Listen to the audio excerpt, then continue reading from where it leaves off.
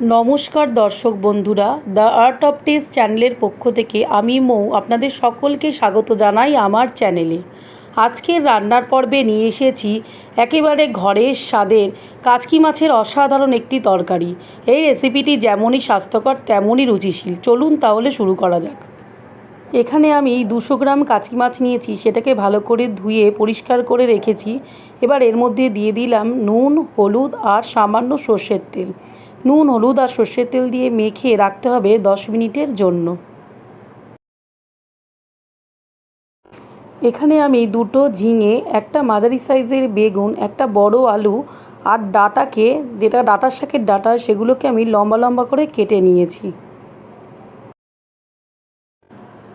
কড়াইতে সর্ষের তেল গরম করে নিতে হবে। সর্ষের তেল গরম হয়ে গেলে তার মধ্যে দিয়ে দিতে হবে কালো জিরে ফোড়নের জন্য।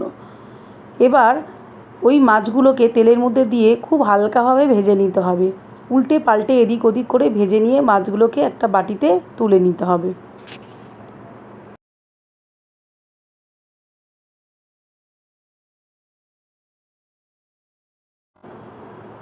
মাছগুলো যখন ঠিক এই রকম ভাজা হয়ে যাবে তখন মাছগুলোকে তুলে নিতে হবে একটা বাটিতে।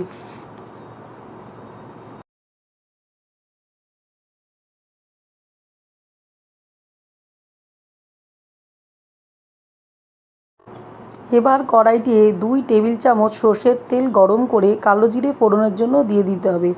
এবার সেই কেটে রাখা সবজিগুলোকে একে একে দিয়ে দিতে হবে ওই তেলের মধ্যে।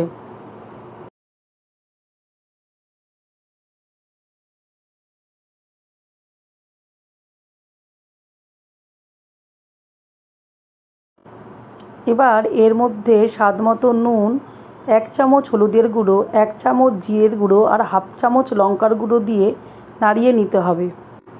এবারে গ্যাসের ফ্লেম লো করে ঢাকনা দিয়ে রাখতে হবে 5 মিনিটের জন্য। এবার ঢাকনা তুলে নিয়ে ভেজে রাখা মাছগুলোকে এর মধ্যে দিয়ে দিতে হবে।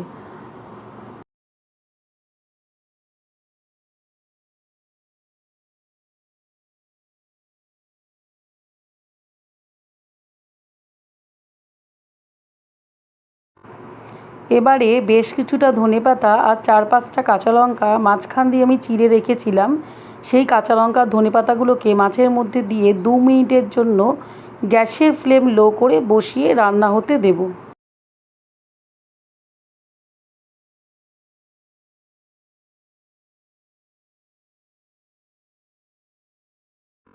ঢাকনা তুলে নিলাম। এবারে এর মধ্যে খুব সামান্য পরিমাণ জল অ্যাড করে আবারও ঢাকনা লাগিয়ে 2 থেকে 3 মিনিটের জন্য রান্না হতে দিতে হবে।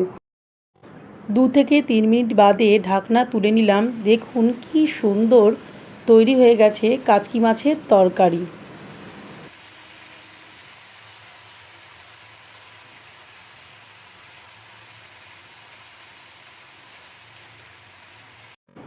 এই ছিল আজকের সাদামাটা কিন্তু ভীষণ সুস্বাদু কাচকি মাছের তরকারি। যদি রেসিপিটা ভালো লেগে থাকে তাহলে লাইক, কমেন্ট এবং সাবস্ক্রাইব করতে ভুলবেন না।